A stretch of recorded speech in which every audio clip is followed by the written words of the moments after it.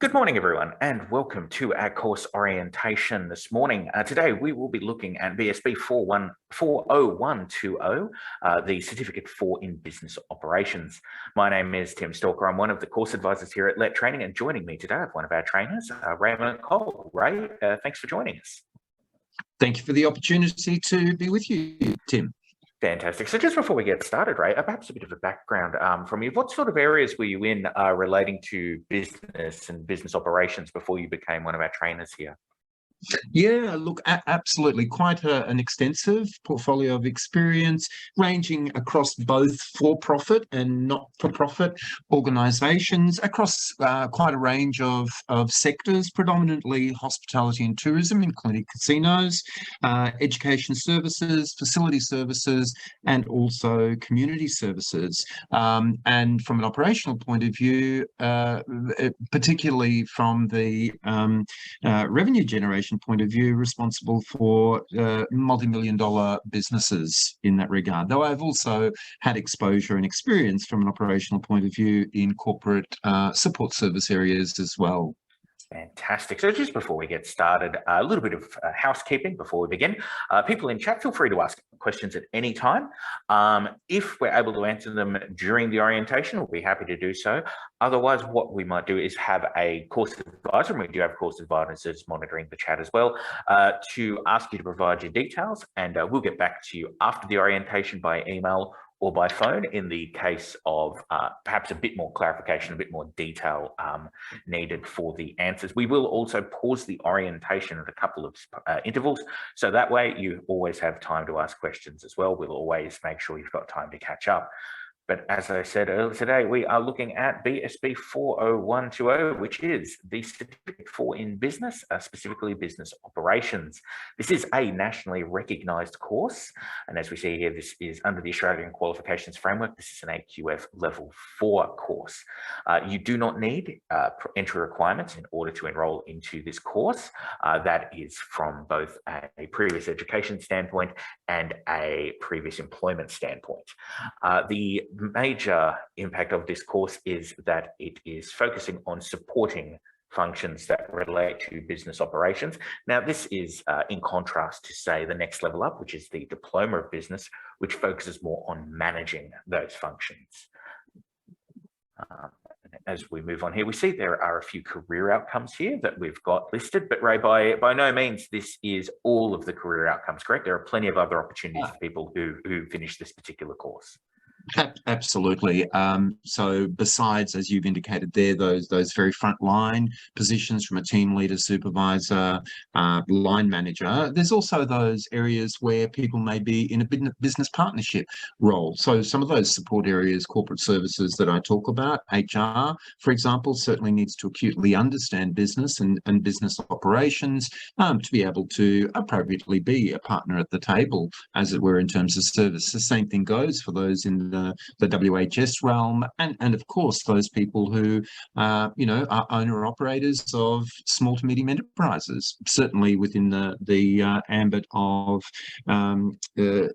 undertaking this program.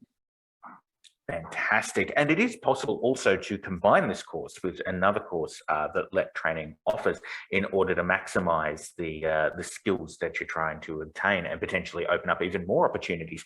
Now, Ray, one of the ones we recommend is Certificate 4 in Leadership and Management. Are there any other courses you would suggest would be a good one to combine with business operations? Look, as I've alluded to, I could see the linkage with a Certificate 4 in Human Resource Management.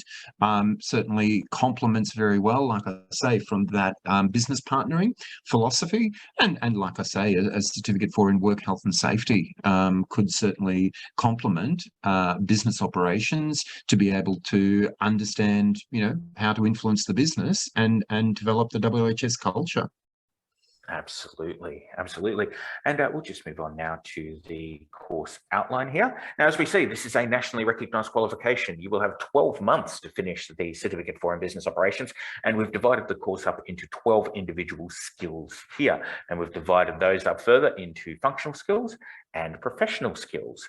Now, Ray, having a look at these professional skills, one thing I get asked a lot from people who are looking to enroll in the course is they look at some of these professional skills, things like developing emotional intelligence or analysing research information, and they go, are these really skills that I have to know if I'm going to be in an operations role?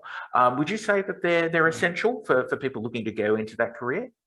Absolutely. And I'll drill down on both those units that you flag. If we start first with emotional intelligence, business operations involves engagement with a vast array of internal and external stakeholders. And from the point of view, if you look at the functional skills, building and maintaining business relationships, that's the key to, business success, certainly as flagged as a 21st century skill for the future. And therefore, in terms of negotiating from a business point of view, influencing business decision making, ensures that you're able to apply those avenues of or those requirements around self-awareness and the abilities in others from an emotionally intelligent point of view. Same thing if I look at research information. These days, the big focus, particularly as IT and artificial intelligence takes over, business analytics is a critical skill. So being able to research information and data, being able to interpret it, analyze and interpret and present it to others, particularly from a business decision-making point of view, is a core skill. So for me, when you say, are they valid? Without a doubt. The same thing applies. As an operator, you need to understand how to implement an operational plan. Risk underpins anything from a business point of view.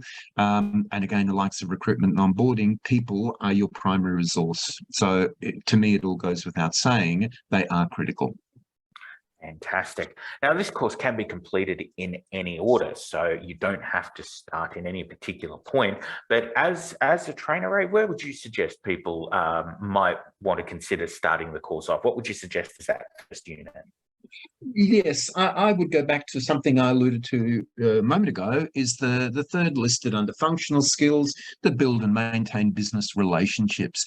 And in doing that, I believe that gives the learner the understanding and insights of scope of what we're talking about from that business point of view. Often we tend to view it in a very insular or narrow. I'm only interested in terms of, the team that I lead, whereas in fact, in terms of operating a business, the diversity of stakeholders you engage with is quite broad. So that will give you the scope and the benchmark through which to, frame the rest of the course, I believe. Fantastic. Now, one thing we'll just point out is we've noted here that the units marked with an asterisk are unique to the Certificate 4 in Business Operations course. This new Certificate 4 in Business course, 40120, can be specialised into multiple different areas. And at Let Training, we offer two specialisations. We offer the specialisation in business admin, and we offer a specialisation in business operations. Now, as we see here, these four specific units we have highlighted are unique to the business operations course. They are not included in the Certificate 4 in Business Admin. If you'd like information on the business admin specialisation, please let the course advisors know. We'll be happy to send you that information as well. And just quickly, all 12 of these units must be completed in order to finish the course and obtain your certificate. But if you reach the end of your 12-month enrolment term and do not decide to get an extension, so long as you have completed one unit, you will receive a statement of attainment. So all you need to do is just be competent in one unit and you receive the statement of attainment for that particular unit. And we'll move on now to the learning facilitation model. As we see here, we have a completely online learning platform, which you can log into anywhere and any time, so long as you have a computer and internet access. At the moment, we have students who are currently studying while they're part of the Defence Forces overseas. We've also had people take their course with them while they've been on a working vacation. That's completely fine, just so long as you have reliable internet access and you have access to a computer. We'll also point out that the only thing you would need to factor in is time differences. Trainers are only available between 9 and 5:30 Sydney time. So you would just need to factor that in when you are studying overseas. The online learning platform has all of your resources and your assessment materials available. You are not waiting for any printouts to come in. It is all available there when you log into the online learning platform, and you can start straight away. Now, we recommend 10 to 15 hours of study a week. We'll finish one of those units every month. Some people have finished the course in less than 12 months, but it really depends on not only the level of skill you're bringing to the table, potentially from previous operations roles or previous study, but also how many hours you put in each week. There's no maximum or minimum amount of hours. You are more than welcome to put in as many as you want. But we recommend, in order to get through it in 12 months, you'd be looking at somewhere between that 10 to 15 hours of study a week mark. We've also got some information here on our webinars. We supplement our resource material with webinars, which are interactive components to online study. Ray, you are involved in a lot of our webinars. What would be some of the ones you've recently done that relate to this business operations course? Very actively, Tim.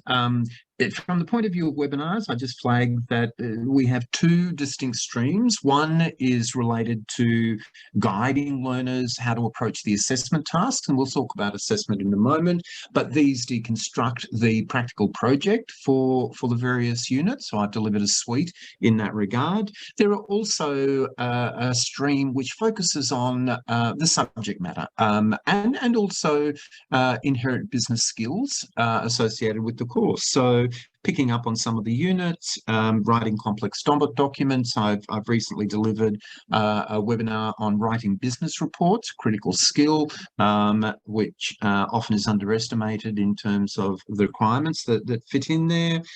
If we look at one of the units there listed was coordinate recruitment and onboarding. I've undertaken a webinar on differentiating between onboarding, induction and orientation. I've also done a whole suite of webinars around the National Workplace Relations System, or Fair Work as we currently know it, that guides and informs recruitment and onboarding practices. Some others include distinguishing between types of plans that you would be working with, distinguishing between strategic, business, operational and action plans, and I've then done separate sessions on how to develop an action plan and a communication plan. So some very applied topics have been pulled apart and guidance given. Fantastic. Now, these webinars, you will receive notice of them if they relate to the Certificate for in Business. So you are able to watch them live. Alternatively, we will always send you links so you can watch them later at your own pace and at your own leisure. And finally, some more information here on our tutors or trainers. You will be assigned a trainer at enrolment who will be there to support you through your studies with LET training. You can receive assistance through a variety of different methods. If it's a very quick question, so if you just need very quick clarification on something in your resources or an assessment task, you can contact the office, and if your trainer is available, we'll put you through to them. Alternatively, we might be able to put you through to a different trainer that's also training the Certificate for in Business Operations course. But the preferred method of communication is by email. That way you can get a lot more information out of the trainer.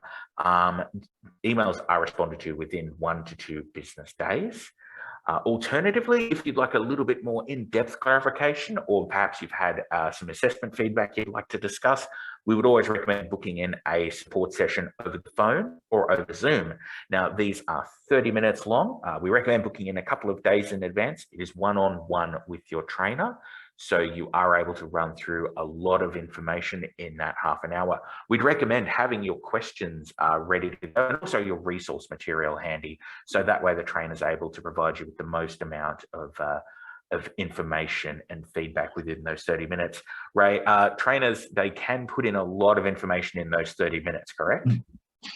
Absolutely. However, there needs to be very clear, requirements as to what the learner needs to get out. So to get that efficiency, I encourage that, the learner details exactly or familiarize themselves exactly what they want to achieve and communicates that in advance to the trainer, so the trainer is prepared, and there's not lost time trying to understand what is being required. Absolutely, absolutely. And it's actually part of our orientation that all students receive at enrolment. We provide you with a link to an orientation you can follow along with. A section of that does actually go into how to contact your trainer requesting a support session, and also how to advise the trainer of what specific areas of your course you need help with. These support services are free. There is no additional cost for trainer support, regardless of the method, and there's also no fees incurred for webinar access. And we'll just pause for a moment here and see if there are any questions coming in from chat that we can help with. There doesn't appear to be, so we'll move on now to our next section, and this is on assessment tasks. Now, each of the units in the course has 2 separate assessment tasks. One of them is a series of short answer questions. Question I always get asked as a trainer, I'm sorry, there are no multiple choice questions as part of this assessment task, but equally, we're also not asking you to write 1,000, 2,000 word essays. Most of the questions are going to be about outlining or explaining or even listing. The answers come from your resource material, and they're specifically designed so that trainers are able to ascertain that students have read through their resource material and that they understand it. Is that correct, Ray? That's correct. In doing so, it gives that helicopter overview and understanding of what's included in the unit to allow you to apply it to the major project. Absolutely. And the major project is, of course, your practical project. That is the second assessment task in each unit. Now, for these practical assessments, you don't need access to a classroom, to a work site, or job placements. We provide case studies or simulated workplace events that you work off of. And some of these do require interactive tasks with your trainer. Now, Ray, what are some of these interactive tasks that students might be asked to complete? Sure. Mindful that it's a business operations program. It could include facilitating a consultation meeting, whether that be consultation with team members or consultation upwards with managers, CEO, executive team. It could be facilitating a presentation, conducting a training session on a nominated topic, conducting a meeting, for example, or explaining through and gaining approval for a submission that's prepared, for example, an operations plan or a resourcing plan, or it could be a meeting to gather information to undertake a successive task in the project. Fantastic. Now, these assessment tasks are all marked on a competent or not yet competent scale, but we do provide multiple assessment attempts. So if on your first attempt you're considered not yet competent, that's completely fine. Your trainer will always respond within 5 business days with feedback. So that way you can take that on board and have another attempt. After 3 attempts, we put a temporary hold on that particular assessment and we'll book you in for one of those 30-minute support sessions we've already mentioned. Now, one other question I get asked a lot about is regarding an individual's work history and whether that can be used as a case study. And unfortunately, the answer there is no. The reason for this is we have people studying this course who both have come from previous operation backgrounds and people who potentially are not, people who are just starting off in business operations.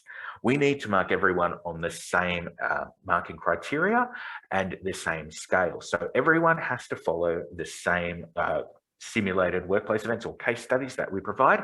That way, everyone is marked at exactly the same level. So we'll just hold for another quick moment here and we'll just see if there are any questions coming in from chat that we can help with. There doesn't appear to be, so we'll move on now to the next section of this orientation, which has to do with other assessment pathways. Now, as well as completing the assessment tasks, there are a couple of options for people to get through the course, and one of them listed here is for credit transfers. Now, Ray, when we say credit transfer, we're referring to previous study at a vet course, correct? That's correct. And the focus there is on an outcome in the vocational education and training sector. So, for example, you've completed the right complex documents through another registered training organisation and you have an actual competency achieved outcome on a transcript or a record of results, that you're there in a position to apply to us to have that outcome automatically recognised. It avoids you having to repeat doing the unit. The only qualification is that if you've done a previous version, that the current version needs to be equivalent to what you've done. Also, if you happen to have achieved that competency a substantial period of time in the past, so a decade ago, 2011, 2012, whilst we still may recognise it, you will need to demonstrate your currency of applying the skill. Absolutely. Now, the credit transfer assessments can be completed prior to enrolment. All you will need to do is submit a copy of a transcript. This can be from the previous institute you studied at, or it could also be from USI directly. We can let you know within 1 to 2 business days if there's any potential credit transfers available. And then after enrolment, all you would need to do is provide a certified copy of the transcript. There are no additional fees when it comes to a credit transfer assessment. Now, this is in contrast to a recognition of prior learning assessment. Now, Ray, when we say RPL, we're referring specifically to skills that have been developed at work, correct? That's correct, that you've developed the capability in the workplace through a range of opportunities, including, relevant learning, and that you can appropriately evidence that level of skill. And if I use examples of evidence, I'll go back to one of the units under professional skills, coordinating recruitment and onboarding.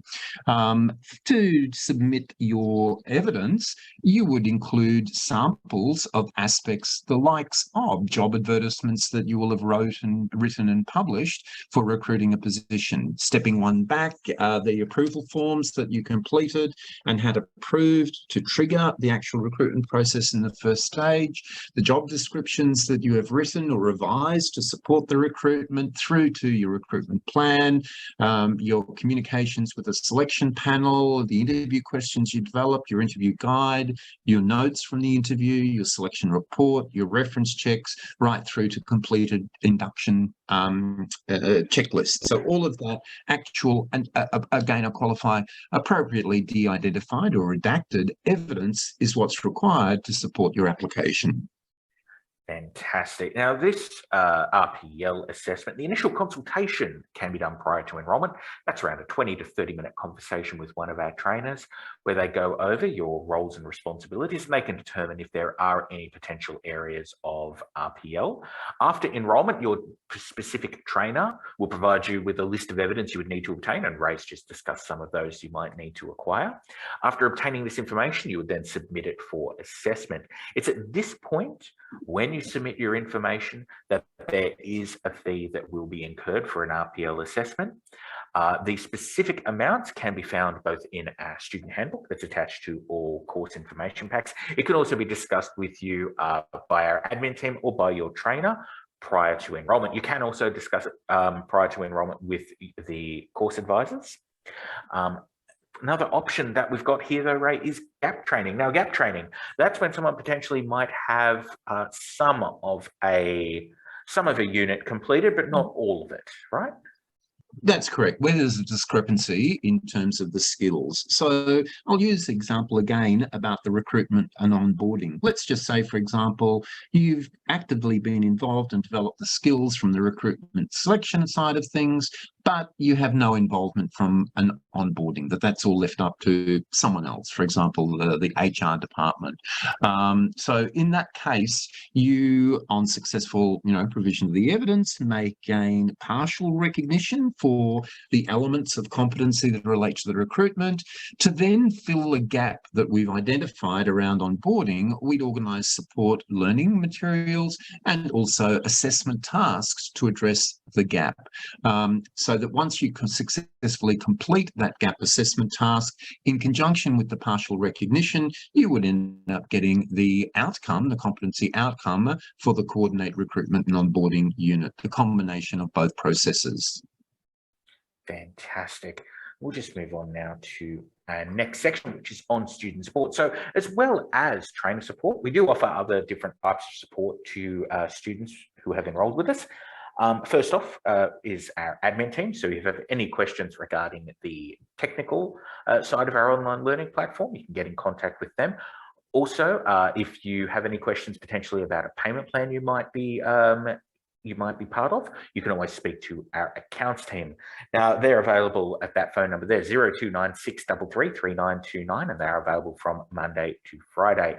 Prior to enrolling, you can also speak to the course advisors at any stage at that number as well, or you can email us at enquire@lettraining.com.au. We also have a series of Facebook groups that have now been set up for our students.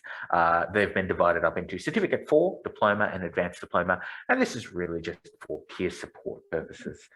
I would just move on now to enrolment. Now, if after this orientation you decide to enroll in the course, that's fantastic. There are a couple of ways by which you can do it. First off, what most people will do is go to our website, and you can see the address there for this particular course. And you are looking for the nationally recognized training logo on the page. And directly under that is a link that says Enroll Now. If you click on that link, it will take you to the enrolment section of our website. It will take you around 5 to 10 minutes to complete. Alternatively, if you would rather enroll using an enrolment form, you're more than welcome to. The enrolment forms are attached to the course information packs and emails that we have sent out to you. All you need to do is fill that form out. You don't even need to print it out. You can complete it on your computer and email it back to us. Either way, your enrolment will be processed within 1 business day, and you will receive your login details and your trainer's contact details via email. Now, if you have any questions regarding the enrolment process, or if you need any support, you can contact the course advisors or the admin team by phone. The number there, 029633 3929. And when you choose to enroll, you might like to use one of our payment plans, and that's fine. We offer several different options for each of our courses, and we have the options listed here. So you can pay half upfront and then the remaining half in 30 or 60 days. Or alternatively, you can nominate an upfront amount, and as we see here, $300 or $150 are the standards, and the remainder would be paid off in monthly, fortnightly, or weekly installments. Now, an important thing to point out here is that most of these payment plans will incur an admin fee, but the admin fees are very clearly stated both on our website and the enrolment forms. If you would potentially like some sort of customized payment plan, so if maybe you'd like to pay a little bit more on each installment, you're more than welcome to get in contact with us, and our accounts team will be happy to create a customized plan for you to the best of our ability. The one thing we will point out though is the upfront fee of the course will not change. So if, for example, if you wanted to get a customized fortnightly payment plan, you would still need to pay the $150 upfront. And we'll just move on now to the conclusion of this orientation this morning. We'll just see if there are any quick questions from chat that we can help with. It doesn't appear to be. There doesn't appear to be at the moment. So we will begin to wrap things up here. If you do have any questions after viewing this video, please get in touch with us. You can contact the course advisors via email. Our email is there, enquire@lettraining.com.au, or you can always call us 029633 3929, or you can also ask your questions on Facebook at Let Training One. This has been the Certificate 4 in Business Operations orientation. I'd like to thank Ray for his time this morning. Thanks a lot, Ray. My pleasure completely, Tim. Thank you for inviting me and allowing me to share, and I look forward to welcoming new learners to Let Training. No problem. Well, my name is Tim Stalker. I'm one of the course advisors here at Let Training. This has been the orientation for the Certificate 4 in Business Operations, and with that, we'll be finishing the orientation.